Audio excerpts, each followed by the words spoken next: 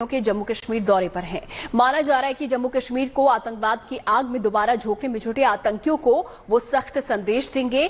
5 अगस्त 2019 को आर्टिकल 370 रद्द होने के बाद अमित शाह का ये पहला जम्मू कश्मीर दौरा है और उम्मीद जताई जा रही है कि गृह मंत्री उन आतंकी संगठनों को सबक सिखाने की रणनीति बनाएंगे जो कि टारगेट किलिंग के जरिए कश्मीर के बाहर के लोगों को लगातार निशाना बना रहे हैं।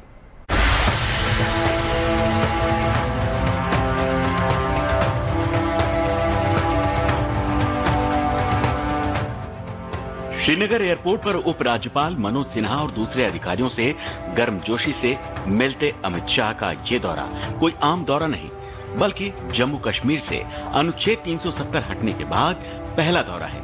यही वजह रही कि लेफ्टिनेंट गवर्नर मनोज सिन्हा के अलावा वो अधिकारी भी उनकी अगवानी के लिए मौजूद रहे, जिनके कंधों पर धरती की जन्नत कहे जाने वाले कश्मीर को असल मायने में स्वर्ग बनाने की जिम्मेदारी है।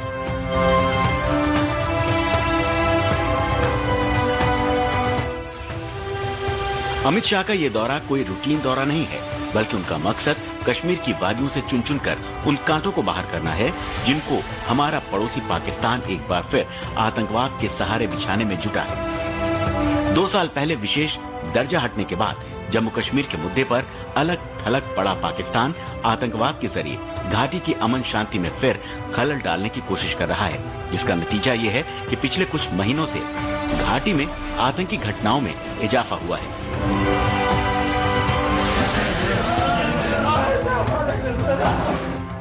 आतंकवाद के पोषक पाकिस्तान के इशारे पर कुछ गद्दार अपनी ही जमीन को लहूलुहान करने में जुटे हैं। टारगेट किलिंग के जरिए जवानों के अलावा आम लोगों को भी निशाना बना रहे हैं।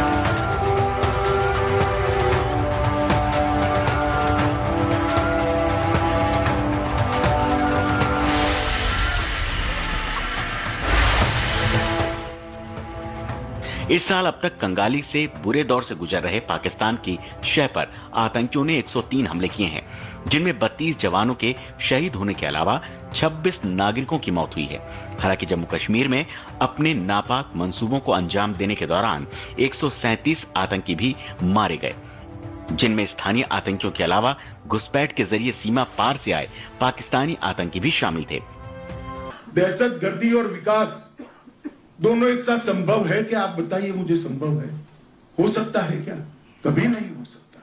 सरकार तो प्रयास कर सकती है दहशतगर्दी को निकालने का काम मेरे यूथ क्लब के आज मेरे सामने उपस्थित 45,000 युवाओं ने करना है, आप लोगों ने करना है।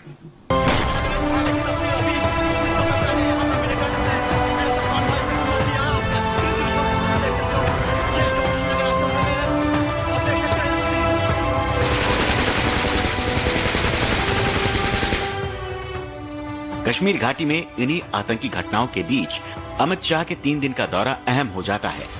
रक्षा विशेषज्ञों को ये उम्मीद जाग गई है कि पड़ोसी मुल्क की तरफ से आतंक के बीज बोने की नापाक हरकत पर लगाम लगेगी। आतंकवाद की जड़ें इस बार पूरी तरह से मिटकर रहेंगी। बेकसूर नागरिकों के हत्यारों को चुन चुन कर मारा जाएगा। देखिए, जो वार्तालाप हुआ है एक्शन प्लान 2030 आतंकवाद के परिप्रेक्ष्य में और अफगानिस्तान के परिप्रेक्ष्य में, ये बहुत अच्छी बात है। यदि विश्व स्तर पे आज हमसे पूछिए तो सबसे बड़ी समस्या क्या है, वो आतंकवाद है। इसका ओरिजिनेटर कौन है? Pakistan, supported by China. तो जरूर वक्त का तकाजा है कि एक एक्शन प्लान, जब तक आप मिशन डिफाइन नहीं कीजिएगा तब तक उस पर काम कैसे कीजिएगा। हालांकि गृह मंत्री के दौरे से पहले ही सुरक्षा बल आतंकियों को जवाब देने में जुट गए हैं। पिछले 15 दिन से कश्मीर घाटी में उन्होंने ऑपरेशन क्लीन चला रखा है। 11 मुठभेड़ में 17 आतंकी मार गिराए गए हैं। ऐसे वक्त कश्मीर में अमित शाह की मौजूदगी आतंकियों को साफ संदेश दे रही है कि सुधर जाओ, वरना हमेशा हमेशा के लिए तुम्हारा वजूद खत्म हो जाएगा। Bureau report, good news today.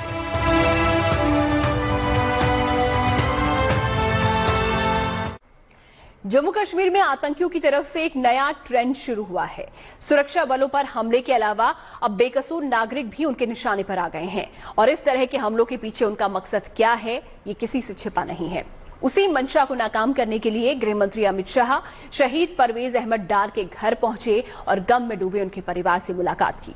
Parvez Ahmad Dar CID में इंस्पेक्टर थे, जिनकी हत्या जून महीने में आतंकियों ने घात लगाकर कर दी थी। दरअसल सुरक्षा बलों के अलावा आम नागरिकों पर भी हमला कर आतंकी घाटी में सनसनी फैलाना चाहते हैं, जिस पर अमित शाह ने भी संदेश दे दिया है कि शहीदों की कुर्बानी बेकार नहीं जाएगी।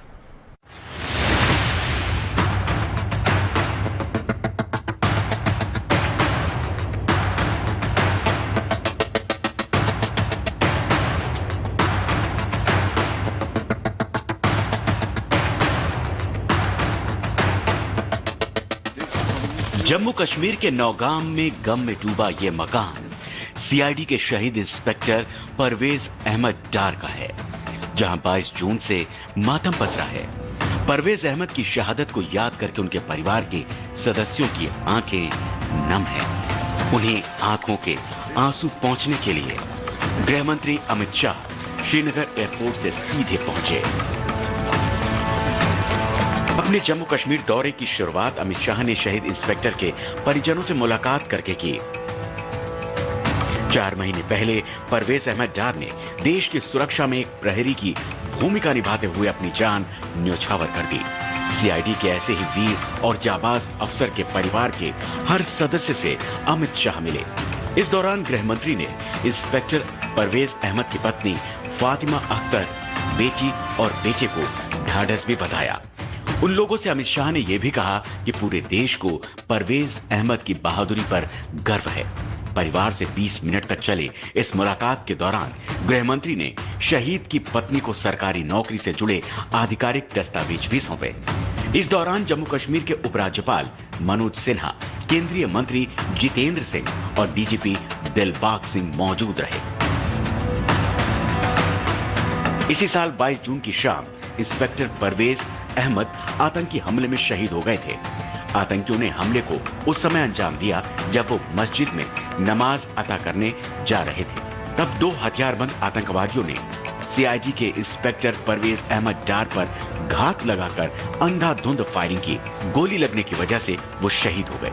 शहीद इंस्पेक्टर की हत्या में शामिल साकिब, मंजूर और रमीज नाम के 2 आतंकियों को सुरक्षा बलों ने कुछ दिन पहले ही मार गिराया था, जबकि इस जुर्म को कबूल करने वाले आतंकी बशीर अहमद डार को जम्मू पुलिस ने 1 अक्टूबर को गिरफ्तार कर लिया।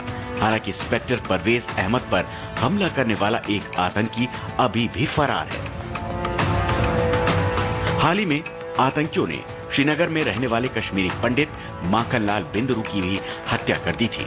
कश्मीर घाटी के लोग इस सदमे से उबर भी नहीं पाए थे कि टारगेट किलिंग के तहत स्कूल प्रिंसिपल सुपिंदर कौर समेत 2 शिक्षकों की हत्या कर दी गई। इसके बाद देश के दूसरे हिस्सों से रोजगार की तलाश में श्रीनगर आए कुछ लोगों की भी हत्या कर दी गई। इन आतंकी घटनाओं के बाद ये माना जा रहा था कि आतंकी संगठन आम नागरिकों की हत्या कर घाटी में सनसनी फैलाना चाहते हैं, लेकिन वो सपने में भी ये नहीं सोच सकते थे कि जिस कश्मीर घाटी में